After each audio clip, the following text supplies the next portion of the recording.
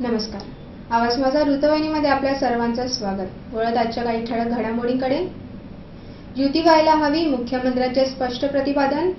मुख्यमंत्र्यांच्या स्वागताला विद्रुपीकरणाचे झेंडे आणि हलव्याच्या दागिन्यांवर महागाईची संक्रांत. आपलं शहर स्वच्छ, सुंदर आणि नेटनेटकं ठेवणं ही आपली जबाबदारी आहे, हो ना? मग उचला फोन आणि विना परवाना होर्डिंग्स, बॅनर्स कुठे दिसले तर 1800-222-108 या टोल फ्री क्रमांकावर कळवा किंवा 7506946155 या भ्रमणध्वनीद्वारे आपली तक्रार नोंदवा किंवा महापालिकेने तयार केलेल्या स्टार ग्रेड ॲप्लिकेशनद्वारे आपली तक्रार नोंदवा. त्याची दखल त्वरित घेतली जाईल. वर्षानुवर्षे काँग्रेस आणि त्यांच्या बगलबच्च्या पक्षांनी देशाला लुटला आहे. अशा लुटारूंच्या हातून आपला महाराष्ट्र आणि देश बाहेर काढायचा असेल तर महापालिका, जिल्हा परिषद आणि पंचायत समितींच्या निवडणुकीत शिवसेना भाजपाची युती व्हायला हवी, असे स्पष्ट प्रतिपादन मुख्यमंत्री देवेंद्र फडणवीस यांनी केले. भाजपच्या राज्य कार्यकारिणीच्या बैठकीत टिपटॉप प्लाझा येथे झाली. यावेळी फडणवीस यांनी कार्यकर्त्यांना मार्गदर्शन केले.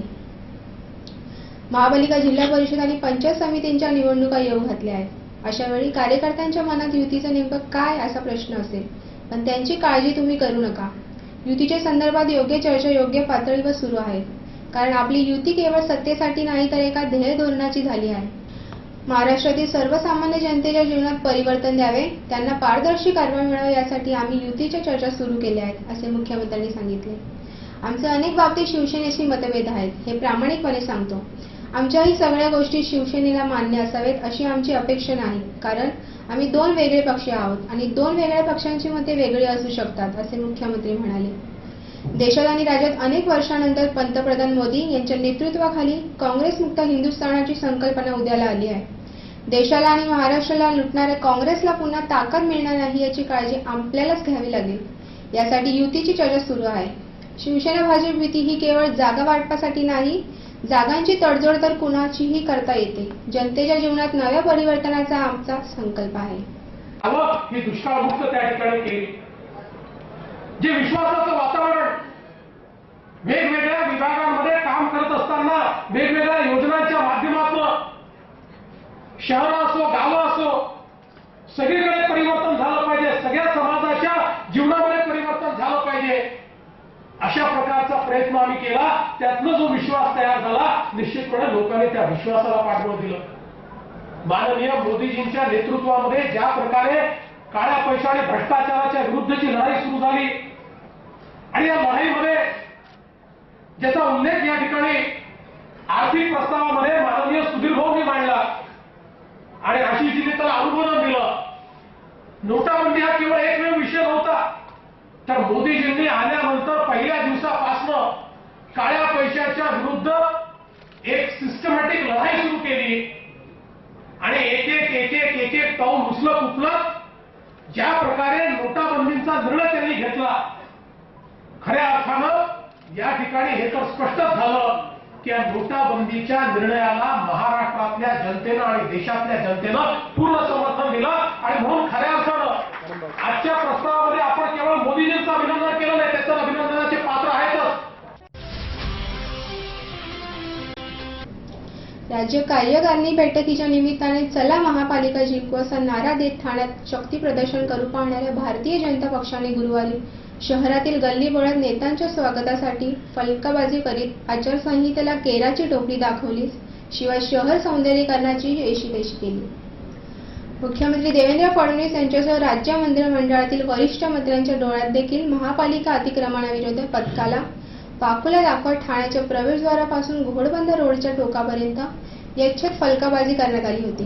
बेकायदा बांधकामे आणि फलकांविरुद्ध कठोर भूमिका घेणारे महापालिका आयुक्त संजू जयस्वाल यांचे प्रशासन सायंकाळी उशिरापर्यंत डोळ्यांवर पट्टी बांधून बसले होते. हे विद्रुपीकरण पाहून सर्वसामान्य ठाणेकरांमध्ये मात्र तीव्र प्रतिक्रिया उमटत होत्या. ठाणे महापालिकेत स्वच्छ आणि पारदर्शी प्रशासन हवे अशी मागणी करत भाजपचे स्थानिक नेते गुरुवारी दिवसभर राज्य कार्यकारिणीच्या मेळाव्यात यावेळी आम्हाला संधी द्या सूचक वक्तव्य करीत होते, तर दुसरीकडे आचारसंहितेच्या नियमांची राजसूरपणे पायमल्ली केली जात होती. त्यामुळे भाजप नेते निवडणुकांपूर्वीच ठाणेकरांना नेमका कोणता संदेश देऊ पाहतात अशी चर्चा रंगली होती. आचारसंहितेत अधिकृत जाहिरात स्थळांवर पैसे भरून परवानगी घेऊन फलकबाजी करण्यास कायद्याने मुभा असते. भाजपच्या स्थानिक नेत्यांनी अधिकृत ठिकाणांसह महामार्ग, अंतर्गत रस्ते, गल्लीबोळांतही बॅनर, झेंडे उभारत नियमांची पायमल्ली केली.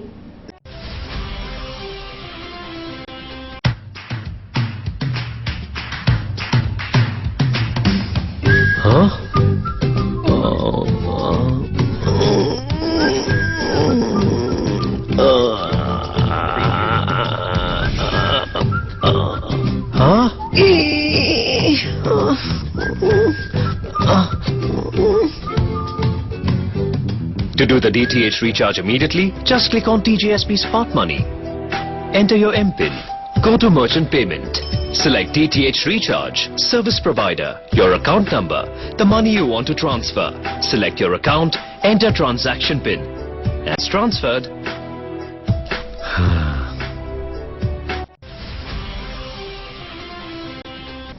ठाण्यातील उपवन येथे विहंग प्रस्तुत टाइम्स आर्ट फेस्टिवलचे मोठ्या जल्लोषात उद्घाटन करण्यात आले. महापालिका आयुक्त संजू जयस्वाल, महापौर संजय मोरे, आमदार प्रताप सरनाईक, पंडित बिरजू महाराज व आस्ताद देबू हेही यावेळी उपस्थित होते. यावेळी विविध शाळेतील मुलांनीही मोठ्या प्रमाणात सहभाग घेतला होता. पंडित बिरजू महाराज व आस्ताद देबू यांच्या कलेचा आस्वाद ठाणेकरांनी भरभरून घेतला.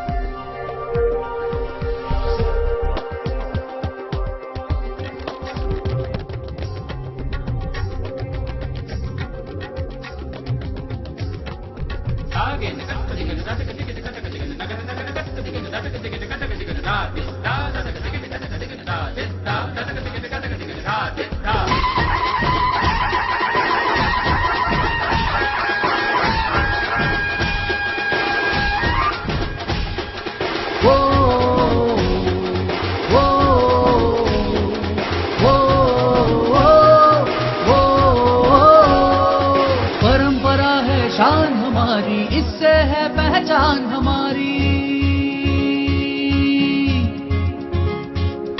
परंपरा है शान हमारी, इससे है पहचान हमारी.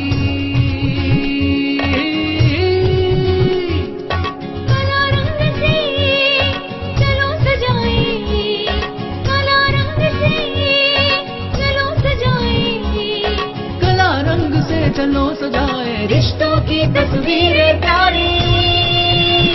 संस्कृति आर्ट फेस्टिवल, संस्कृति आर्ट फेस्टिवल, संस्कृति आर्ट फेस्टिवल, संस्कृति आर्ट फेस्टिवल, संस्कृति आर्ट फेस्टिवल, संस्कृति आर्ट फेस्टिवल, संस्कृति आर्ट फेस्टिवल, संस्कृति आर्ट फेस्टिवल.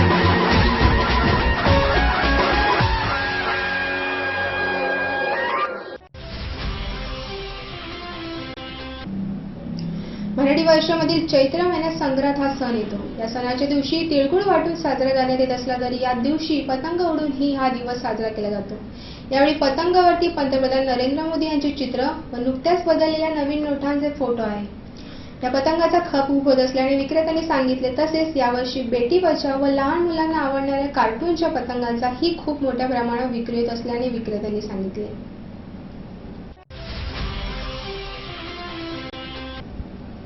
हलव्याच्या पांढऱ्या शुभ्र दागिन्यांवर यंदा महागाईची संक्रांत आली असून गेल्या वर्षाच्या तुलनेत हलव्याच्या दागिन्यांचा भाव वधारला आहे. बाजारपेठेतील महागाईची झळ या दागिन्यांनाही बसली असून खर्चिक दागिने खरेदी करण्यापेक्षा अनेकांना दागिने घडविणाऱ्या कार्यशाळांना पसंती दिली आहे. तिळगुळ, गुळपोळी अशा गोड पदार्थांसह घराघरात संक्रांतीचे बेत शिजू लागले आहे. पतंग आणि नवे काळी वस्त्रे यांच्या खरेदीसाठी बाजारांतही गर्दी होत आहे. मात्र यासह हलव्याचे अलंकार विकत घेण्यासाठीही महिलांची मोर्चा वळविला आहे. नवविवाहित दाम्पत्य अथवा घरातील लहान मुले यांना हलव्याचे दागिने घालून सजवण्याची परंपरा जपण्यासाठी हे दागिने विकत घेतले जात असले तरी मागील वर्षाच्या तुलनेत या दागिन्यांच्या किमतीत वाढ झाली असल्याचे दिसून येते. मुळातच प्रत्येक गोष्टीत असणारी महागाई तसेच हलव्याच्या अलंकारांमध्ये केली जाणारी कलाकुसर यांमध्ये दागिन्यांचे भाव यंदा वधारले आहेत. प्रत्येक प्रकारामध्ये किमान 20 ते 30% वाढ झाली असल्याचे दिसून येते. यामध्ये महिलांच्या दागिन्यांचे प्रमाण अधिक असून गळ्यातल्या हार, कानातले, वाखी या दागिन्यांचा मागणी अधिक आहे. मात्र प्रत्येक प्रकारांच्या किमती वधारल्याने मागील वर्षाच्या तुलनेत खरेदीचेही प्रमाण घटले असल्याचे दुकानदारांकडून सांगण्यात येते. या दागिन्यांच्या किमती मागील वर्षापर्यंत प्रत्येकी 200 रुपयांपासून सुरू होत असून यंदा त्यांची किंमत सुमारे 250 ते 300 रुपयांपर्यंत वाढली आहे. लहान मुलांसाठी असणाऱ्या दागिन्यांमध्येही वाढ झाली आहे. दागिन्यांची ही वाढती किंमत लक्षात घेता अनेक कलाप्रेमींनी कार्यशाळांकडे मोर्चा वळविला आहे. स्वतःच्या कल्पनेतून अलंकार घडविण्याचे प्रशिक्षण देणाऱ्या कार्यशाळेचे प्रमाण वाढले असून त्यांना प्रतिसादही मोठा आहे. महागडे दागिने खरेदी करणाऱ्यांपेक्षा कार्यशाळेच्या माध्यमातून स्वतःच्या कल्पनेत अलंकार घडविण्याला अनेकांची पसंती मिळत आहे. आणि हे हलव्याचे दागिने नवीन लग्न झाल्यावर पहिली संक्रांती, त्या संक्रांतीला नवीन नवरीला हे दागिने घालून फोटो काढतात. हळदी कुंकाच्या दिवशी घालायचा आणि फोटो काढायचा. तर त्याच्यात व्हरायटी आहे आमच्याकडं. 300 रुपयापासून सेट आहे. 300, 400, 500, 700वाला, 800वाला, 900वाला असे लेडीजचे दागिने आहेत सगळे. त्याच्यात सगळे दागिने, सुहागचे सगळे दागिने येतात. आणि मुलांच्यामध्ये 130वाला सेट आहे, 240वाला आहे आणि 300वाला आहे. त्याच्यात पण वेगवेगळी व्हरायटी आहे. आजच्या ठळक घडामोडीसाठी पुन्हा एकदा. युती व्हायला हवी, मुख्यमंत्र्यांचे स्पष्ट प्रतिपादन. मुख्यमंत्र्यांच्या स्वागताला विद्रुपीकरणाचे झेंडे आणि हलव्याच्या दागिन्यांवर महागाईची संक्रांत. आपल्या विभागातील काही सूचना अथवा समस्या असल्यास त्या आमच्यापर्यंत जरूर पोहोचवा. आम्ही तुमचा आवाज नागरिकांपर्यंत नक्की पोहोचवू. आम्हाला संपर्क करण्यासाठी आमचा पत्ता आवाज माझा 103 सायलेक, आदर्श नगर समोर, कोलबाड रोड, ठाणे पश्चिम. आमचा दूरध्वनी क्रमांक 9773503326. आमचा ईमेल ID awazmaza.tvnews@gmail.com. आवाज माझावरील एखादी बातमी पाहायची राहून गेली असल्यास YouTubeवरही तुम्ही पाहू शकता. तर मग उद्या पुन्हा भेटू याच वेळी याच ठिकाणी काही नवीन घडामोडींसह आवाज माझा वृत्तवाहिनीमध्ये. तोपर्यंत नमस्कार.